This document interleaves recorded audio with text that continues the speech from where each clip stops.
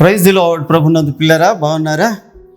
ఇగో దేవుని యొక్క పరిశుద్ధ సన్నిధిలో మీ అందరికీ ప్రభు అయిన యేసు క్రీస్తు వారి శ్రేష్ఠ శుభనామమును బట్టి వందనాలు తెలియజేస్తున్నాను మరొకసారి. ఇదిగో దేవుడు సిలువలో పలికిన మాటలకి ఎంతో విలువ ఉంది. ఆయన మొదటి మాటగా ఏం మాట్లాడారంటే, తండ్రి వీరేం చేయుచున్నారో వీరికి తెలియదు కనుక వీరిని క్షమించు అన్నారు. అందరినీ చూసి మరి ఆయన వారు చేస్తున్న పనులన్నిటిని చూసి వారి మీద జాలిపడి వారిని ప్రేమించి వారు ఎప్పుడు కూడా నరకానికి పోకూడదని, ఎవరైనా సరే ఆ మాటల ద్వారా వారి హృదయాలు కదిలి మరి క్షమించబడి పరలోకానికి రావాలని ఉండాలని ఆయన ఆ మొదటి మాట పలికారు. అయితే ఇక్కడ ఈ రోజున మనము రెండవ మాటని ధ్యానం చేస్తున్నాం. ఏంటి ఆ మాట అంటే, లూకాసు వార్త 23వ అధ్యాయము 43వ వచనములో, నేడు నీవు నాతో కూడా పరదేశులో ఉందువు అని ప్రభు చెప్తున్నారు. నేడు నీవు నాతో కూడా పరదేశులో ఉందువు. ఇది రెండవ మాటగా ఇది ఎవరితో చెప్తున్నారు అని అంటే, ఆయనతో పాటు ఇద్దరు దొంగల్ని మరి సిలువ వేశారంట ఆ గొల్గొతా మీద, లేదా ఆ కల్వరి కొండ మీద. కల్వరి అనే పదం బైబిల్లోనైతే లేదు, గొల్గొతా కొండ అది. అయితే అది ఎలాగో ప్రాచుర్యంలోకి వచ్చింది. ఆ కల్వరి కొండ మీద ప్రభు చెప్తున్న మాట ఏంటంటే, నేడు నీవు నాతో కూడా పరదేశులో ఉండు. గొప్ప వాగ్దానం కదా. మొదటిది గొప్ప క్షమాపణ అయితే, ఇది దేవుడు గొప్ప రక్షణ ఇస్తున్నాడు ఒక పాపి అయిన మనిషికి. అది ఎలాంటి సమయంలోనంటే, మరి చివరి సమయము, ఇంకొద్ది సమయంలో మరణించబోతున్నాడు, ఇంకా కొద్ది సమయంలో తన ప్రాణము విడిచిపెట్టబోతున్నాడు ఆ శిలువ మీద. అలాంటి వ్యక్తికి ఇస్తున్న వరం ఏంటంటే, నీవు నాతో కూడా పరదేశులో ఉండు. ఈ వ్యక్తి ఎలా పొందుకున్నాడు ఈ వరం? ఈ రెండవ మాటలో ఉన్న ఆ ఆశీర్వాదకరమైన ఆ వాగ్దానాన్ని ఎలా పొందుకున్నాడు అని మనం చూసినట్లయితే, ప్రభు అంట మరి అనేక స్థలాలలో ఆయనకి వాడుక చెప్పున వాక్యం చెప్పేవారు. ఆ వాడుక చెప్పున వాక్యం చెప్తూ ఉన్నప్పుడు ఆయన నోటి మాటలు వినాలని, ఆ పరిశుద్ధుడి నోట ఆయన పెదవుల మీద నుంచి వచ్చే ఆ దయారసాన్ని బట్టి ఆదరించబడాలని, ఆయన హస్తపు తాకిడి చేత స్వస్థపరచబడాలని, ఆయన యొక్క సన్నిధిలోని మరి రక్షణ పొందాలని, మారుమనసు పొందాలని, మరి వారు కోల్పోయిన వాటిని పొందుకోవాలని చాలామంది తండోపతండాలుగా వస్తారు ఆయన దగ్గరికి. అయితే అందులో కొంతమంది ఆయన వస్త్రపు చెంగు ముట్టుకుంటారు, కొంతమంది ఆయన ఉమ్మి ద్వారా, కొంతమంది ఆయన మాట ద్వారా, ఇలాగ అనేక రకాలుగా ఆయన వల్ల స్వస్థత పొందుకున్న వారు చాలామంది ఆయనను వెంబడిస్తూ ఉండేవారు. అయితే అంతమంది వెంబడిస్తూ ఉంటే, ఆ వెంబడిస్తున్న ప్రజలు, మీకు ఉదాహరణకి మరి ఒకేసారి 5,000 మంది పురుషులు ఉన్నారంట. మరి వాళ్ళ భార్యలు, పిల్లలు, వాళ్ళందరూ కలిపితే చాలామంది ఉన్నట్టు, వేలకు వేలు ఉన్నట్టు. అలాంటి క్రౌడ్ మరి దేవుని ప్రభు అయిన యేసుక్రీస్తుని వెంబడిస్తూ ఉంటుండగా, అందులో ఈ దొంగలు ఇద్దరు కూడా మరి దొంగతనాలు చేయడానికి వచ్చేవారంట. వాళ్ళందరూ వాక్యం వినడానికి వస్తే, ఆ వాక్యం వింటున్న వారు తెచ్చుకున్న సామానుల్లో నుండి ఏదైనా విలువైన వస్తువులు మరి దొంగిలించాలని వీళ్ళిద్దరూ కూడా వచ్చేవారు. వచ్చినప్పుడు ఒకడేమో సంపూర్ణమైన దొంగతనంలోని లోతుగా వెళ్ళిపోయేవాడు, ఒకడేమో దొంగతనం చేస్తూ దేవుని మాటలు వింటుండేవాడంట. ఆ ప్రభు యొక్క అమూల్యమైన మాటలు, అమృతం లాంటి మాటలు, పరిశుద్ధమైన మాటలు, రత్నాలు లాంటి మాటలు, ముత్యాలు లాంటి మాటలు ఆయన చెప్తూ ఉంటే అందరూ మైమర్చిపోతూ ఉండేవారు. అలా మైమర్చిపోవడాన్ని బట్టే ఒక చిన్న పిల్లోడు వాళ్ళ అమ్మ ఇచ్చిన 5 రొట్టెలు 2 చేపలు తినకుండా ఆ మాటలు వింటూ గడిపేశాడు. అంత గొప్ప మాటలు నా ప్రభు మాటలు, జీవం కలిగిన మాటలు ఆయన మాటలు, చచ్చిన వారిని లేపగలిగినంత శక్తివంతమైన జీవం ఉన్నాయి ఆ మాటల్లోని. రోగులకు స్వస్థతనిచ్చే మాటలు, పీడింపబడుతున్న వారికి విడుదలనిచ్చే మాటలు, దయ్యాల చేత మరి మగ్దలేని మరియా, మరి ఇంకొక స్థలంలో శనాదయం పట్టిన వారిని విడిపించిన మాటలు. అమ్మా తలితాకుమి, అమ్మా లే చిన్నదనా లెమ్ము అనగానే చచ్చిన బిడ్డ లేచింది. పాడ మీద ఉన్న బిడ్డ మరి ఆ విధవరాలు కుమారుడు అయ్యా లేనంటే ఆయన లేచాడు ఆ పాడె ముట్టగానే. అంత జీవం కలిగిన మాటలు ఆయన అన్నమాట. ఆ మాటలు వింటూ చాలామంది అక్కడ పరవశంలో ఉంటే వీళ్ళు దొంగతనానికి వచ్చేవారు. దొంగతనం చేస్తూ వాళ్ళకి దొరికిందంతా దోచుకుని వెళ్ళిపోయారు. అందుకనే వారి కోసం ఏం రాస్తారంటే బందిపోటు దొంగలు. వారిద్దరూ బందిపోటు దొంగలు అని దేవుని యొక్క వాక్యంలో మార్కు సువార్త 15వ అధ్యాయంలో 28వ వచనంలో వారిద్దరిని బందిపోటు దొంగలు అని పోలుస్తున్నాడు. ఆ బందిపోటు దొంగలు కుడివైపున ఒకరు, ఎడం వైపున ఒకరు ఉన్నారంట. కుడివైపున ఒకరు, ఎడం వైపున ఒకరు, ఇద్దరు దొంగలు ఉన్నారు. మరి మధ్యలో నీ ఉన్నది దొంగ కాదు. ఆ దొంగ వేరే ఉన్నాడు. వాడు బరబ్బా. వాడి పేరు బరబ్బా. ఇగో మీ ప్రభువుని సిలువ వేయాలా, లేకపోతే బరబ్బాని సిలువ వేసి మీ ప్రభువుని విడిచిపెట్టాలా అని పిలాతు అడిగినప్పుడు బరబ్బాయే మాకు కావాలి, ఈయన మాకు కాదు, ఈయన మా యొక్క మెస్సియా కాదు, ఈయన మాకు వద్దు అని ఏక కంఠంతో చెప్పగా దొంగకి విడుదల వచ్చింది. అక్కడ ప్రభువు తాను అందరికీ మేలులే చేస్తున్నాడు. తనకు హింసించిన వారి కోసం మేలే చేస్తున్నాడు, ప్రార్థన చేస్తున్నాడు. ఇక్కడ ఆయన దొంగ ఎవరైతే బరబ్బా ఉన్నాడో వాడి కోసం పెట్టిన సిలువ, ఆ సిలువ మీద ప్రభు వచ్చారు, దొంగకి విడుదల ఇచ్చారు. ఈ రోజున అదిగో ఆ బరబ్బాలు నువ్వు నేనే, మనమే ఆ బరబ్బాలం.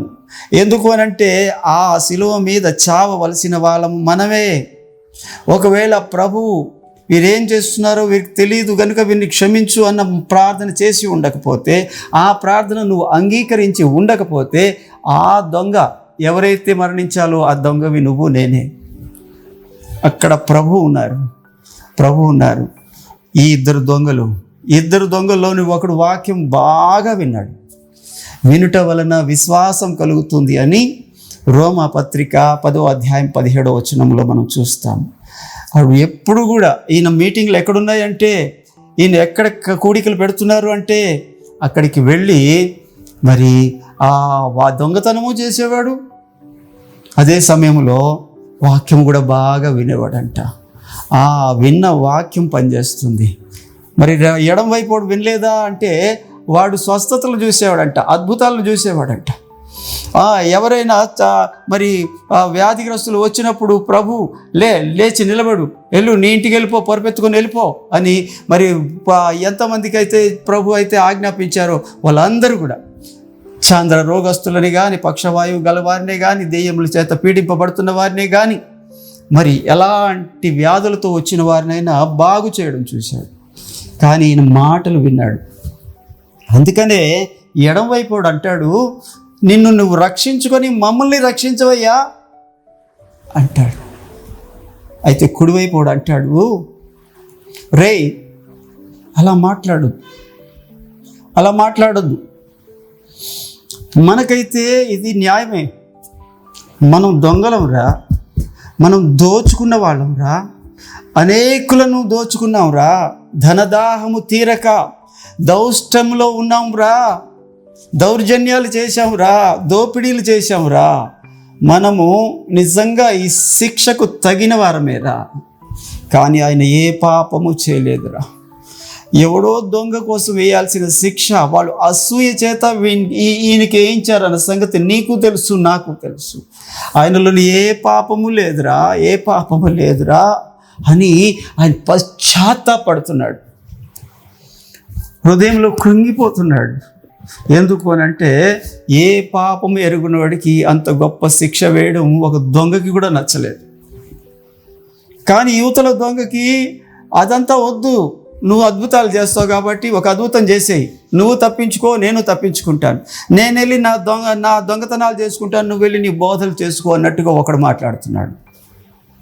కానీ ఇంకొకడు ఏం మాట్లాడుతున్నాడంటే, అయ్యా అయ్యా నువ్వు వాక్యం చెప్పావు కదా, నువ్వు వాక్యాలు చెప్పావు కదా, నేను చాలాసార్లు విన్నానయ్యా. నువ్వు మరలా ఈ లోకానికి రాబోయే మెస్సయ్య అని నాకు తెలుసయ్యా. ఇప్పుడు నువ్వు గొర్రె పిల్లగా వచ్చిన యేసు అని తెలుసయ్యా, రక్షించేవాడు అని తెలుసయ్యా. కానీ త్వరలోనే నువ్వు మరలా రెండవ రాకడలో రాబోతున్నావని తెలుసయ్యా. యేసు అయ్యా, నీవు నీ రాజ్యంతో వచ్చినప్పుడు నన్ను జ్ఞాపకం చేసుకో. నీవు నీ రాజ్యంతో వచ్చినప్పుడు నన్ను జ్ఞాపకం చేసుకో అని ఆ కుడివైపున దొంగ పలుకుతున్నాడండి, ప్రార్థన చేస్తున్నాడండి. పశ్చాత్తాపంతో తన పాపమును ఒప్పుకుంటూ ఏమని ఒప్పుకుంటున్నాడు? మనకైతే ఇది న్యాయమే, మనకైతే ఇది న్యాయమే. ఆయన ఏ పాపము చేయలేదు. ఆయన వదకు తేబడిన గొర్రె పిల్లల, మరి బొచ్చు కత్తిరించు వాని ఎదుట మౌనంగా ఉన్న గొర్రె పిల్లగా ఉన్నాడు. ఆయన ఏ పాపము చేయలేదు అని చెప్పినప్పుడు ఆ మాటలు కుడివైపు నుంచి దేవుని చెవిలో, పరిశుద్ధాత్మ దేవుని చెవిలో, యేసు ప్రభు చెవిలో పడ్డాయి. అంతే, రెండో మాట వెంటనే ఆయన నోటి నుండి వెలువడింది. ఏమంటే, నేడు నీవు నాతో కూడా పరదైసులో ఉంటావు. అంతే, నేడు నీవు నాతో కూడా పరదేశంలో ఉంటావు. ఎప్పుడు? నేడు. ఆయన ఏమన్నాడు? నీవు రెండవ రాకడలో వస్తావు కదా యేసు, నీవు నీ రాజ్యముతో వచ్చినప్పుడు, ఇదిగో రెండవ రాకడలో వచ్చినప్పుడు ఆర్భాటముతోను, ప్రధాన దూత శబ్దముతోను, దేవుని బూరతోను నువ్వు దిగి వస్తావే, ఆ రోజు నన్ను జ్ఞాపకం చేసుకో అంటే ప్రభు అంటారు, అప్పుడు కాదు, ఇప్పుడే, నేడే. యెషయా గ్రంథం అంటే నేడే రక్షణ దినం, ఇదే అనుకూల సమయం. నేడే నీవు నాతో కూడా, ఎవరితో కూడా? సృష్టి మొదలుకొని అందరూ ఆయనతో ఉండాలి, ఆయనతో కలిసి ఉండాలని కోరుకుంటున్న దేవాది దేవుడు, మహిమ కలిగిన దేవుడు, పరిశుద్ధుడైన దేవుడు, ఆయనతో కూడా ఉండాలని కోరుకున్న ఎవరికి దక్కని భాగ్యము ఒక దొంగకి దక్కుతుంది. ఈ రోజున దొంగ దొంగ దొంగ అంటున్నాం, మనం కూడా దొంగలమే. ఇగో మీరు అనేక సార్లు నా యొద్ద దొంగిలి తిరిగి మలాకి గ్రంథం 3వ అధ్యాయంలో ప్రభువు రాయిస్తున్నారు. మనము అనేక సార్లు దేవుని సమయాన్ని దొంగిలించిన వాళ్ళం, అనేక సార్లు దేవుని ధనాన్ని దొంగిలించిన వాళ్ళం, అనేక సార్లు దేవుని మహిమను దొంగిలించిన వాళ్ళం, అనేక సార్లు దేవుని కృపను దొంగిలించిన వాళ్ళం. కృపను దొంగిలిస్తారా అని అంటారేమో. లేని వినయం నటిస్తాం. ఒక్కోసారి చిన్న బాధకి కన్నీరు పెట్టుకుంటాం, ఆయన కరిగిపోతాడు, బాగు చేస్తాడు, మళ్ళీ రోడ్డు మీదకి వెళ్ళిపోతాం. అనేక సార్లు ఆయన దగ్గర దొంగతనం చేస్తూనే ఉన్నాం. మనము దొంగలమే. చెప్పాలి ప్రభుతో, ప్రభువా మాకు సిలువ న్యాయమే, కానీ నీకు కాదు.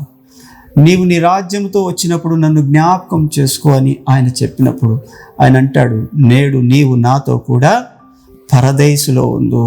పరదైసు అనగా దేవుని రొమ్ము, అబ్రహాము రొమ్ము, అక్కడ ఉంటావు అని చెప్తున్నాడు.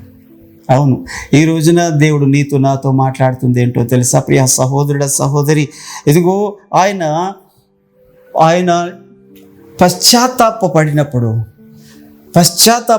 పడినప్పుడు వెంటనే అభయం ఇచ్చే దేవుడు. ఇగో ఈమె నన్ను విస్తారంగా ప్రేమించింది కనుక ఈమె విస్తారమైన పాపములు క్షమించబడ్డాయి అని అక్కడే ఆ స్పాట్లోనే మరి ఒక వ్యక్తి, ఒక స్త్రీ యొక్క పాపములు క్షమించడం మనం లూకా సువార్త 7:37 చూస్తాం. ఆమె నన్ను ప్రేమిస్తుంది కనుక ఆమె విస్తారమైన పాపములు క్షమించబడ్డాయి అని ప్రభు చెప్పారు. ఈ రోజున దేవుడు నీతో నాతో మాట్లాడుతున్నారు. ఆయన సమీపంగా ఉంటే ఇద్దరు మనుషులు రెండు రకాలుగా ఉన్నారు. ఒక ఆయన ఉపయోగించుకున్నాడు, ఒక ఆయన తృణీకరించుకున్నాడు. ఒక ఆయన పరలోకానికి పరదేశికి వెళ్ళిపోయాడు, ఒక ఆయన నరకానికి వెళ్ళిపోయాడు, లేక పాతాళానికి వెళ్ళిపోయాడు. ఈ రెండిట్లోని మనం ఏ గుంపులో ఉన్నాం? అది ఒక్కటి కానీ మనము పరిశీలన చేసుకుంటే దేవుడు ఈ రెండో మాటలో ఉన్న ఆశీర్వాదము మనకి వర్తింపజేస్తున్నాడు, లేకపోతే మనమే తృణీకరిస్తున్నాము అన్నది తెలిసిపోతుంది. చివరిగా ఒక మాట మీకు చూపిస్తానండి. యెషయా గ్రంథము 53వ అధ్యాయము, యెషయా గ్రంథము 53వ అధ్యాయము చివరి వచనము చదువుకుందాం. కావున గొప్పవారితో నేను అతనికి పాలు పంచిపెట్టెదను, ఘనులతో కలిసి అతడు కొల్ల సొమ్ము విభాగించుకొనును. ఏలయనగా మరణము నందునట్లు అతడు తన ప్రాణమును ధారపోసెను, అతిక్రమము చేయువారిలో ఎంచబడిన వాడాయను. వింటున్నారా? అతిక్రమము చేయువారిలో ఎంచబడిన వాడాయను. అనేకుల పాపమును భరించుచు తిరుగుబాటు చేసిన వారిని గూర్చి అంటే దొంగలను గూర్చి, దోపిడీదారులను గూర్చి, గజ దొంగలను గూర్చి మరి ఆయన విజ్ఞాపన చేశాను అని ప్రభు యొక్క వాక్యంలో మనం చూస్తున్నాం. ప్రియ సహోదరుడా, మరి ఆ యొక్క వచనాన్ని, ఈ యొక్క ప్రవచనాన్ని నెరవేర్చడానికి ఆయన కుడివైపున ఒక దొంగ, ఎడమ వైపు ఒక దొంగ, ఒక దొంగకి విడుదల ఇవ్వడానికి ఆయన మధ్యలో ఉండి ఆయనకి విధేయులైన వారికి వాగ్దానం ఇవ్వడానికి పలుకుతున్న మాటే ఈ రెండవ మాట. కాబట్టి ఈ రెండవ మాటను బట్టి దైవ సేవకులు మాసిలోమణి అయ్య గారు ఎంత గొప్ప పాట రాశారు. ప్రభు యేసుని వదనములో నా దేవుడు కనిపించి అన్న పాట మీ అందరికీ సుపరిచితమే. అందులో చివరి చరణం అంటది, పరదైసులు ఈ దినమే ఆనందములోను పాల్గొందువు నీవనుచు వాగ్దానము చేయగనే. ఎంత బాగుంటుంది ఆ పాట. ఖచ్చితంగా 1,000,000 ప్రసంగాలతో ఒక్క పాట చాలు, అంత బాగా రాశారు ఆ దైవ సేవకులు మాసిలోమణి అయ్య గారు. ఈ రోజున ఆ పాటలోని ఉన్న, ఒకవేళ నీకు ఎప్పుడు ఇది ఏదో ఈ శిలువ శ్రమల ద్వారా మరి 7 మాటలు ధ్యానించడం ద్వారా అప్పుడే కాదు, ఎప్పుడు కూడా ఆ పాట పాడుకో, దేవుడు నిన్ను దీవిస్తాడు. ఈ రోజున ఈ రెండో మాటలు ఉన్న ఆశీర్వాదాన్ని, లేక ఆ వాగ్దానాన్ని, ఆ నిరీక్షణతో కూడిన వాగ్దానాన్ని నువ్వు కానీ నమ్మి విశ్వసిస్తే ఈ నిరీక్షణ నిన్ను సిగ్గుపరచదు. ప్రభు ఈ రెండో మాటలో ఉన్న దీవెన నీకు కూడా వర్తింపచేసి, నేడు నీవు నాతో కూడా పరదేశంలో ఉండు అన్న ఆ గొప్ప ఆశీర్వాదాన్ని నీకు కూడా వర్తింపజేస్తారు. దేవుడు ఈ యొక్క ఆశీర్వాదము నీ జీవితంలో నెరవేర్చుగాక. Praise the lord. వందనాలండి. మంచిది ప్రియులారా, మరి మా కృపా వార్త ఛానల్ని లైక్ చేయండి, షేర్ చేయండి, సబ్స్క్రైబ్ చేయండి. అలాగనే మీ అమూల్యమైన అభిప్రాయాన్ని ప్రోత్సహిస్తూ మరి కామెంట్ రూపంలో మాకు తెలియజేయండి. ప్రభు మిమ్మల్ని నిండారులుగా దీవించునుగాక. Praise the lord. వందనాలు.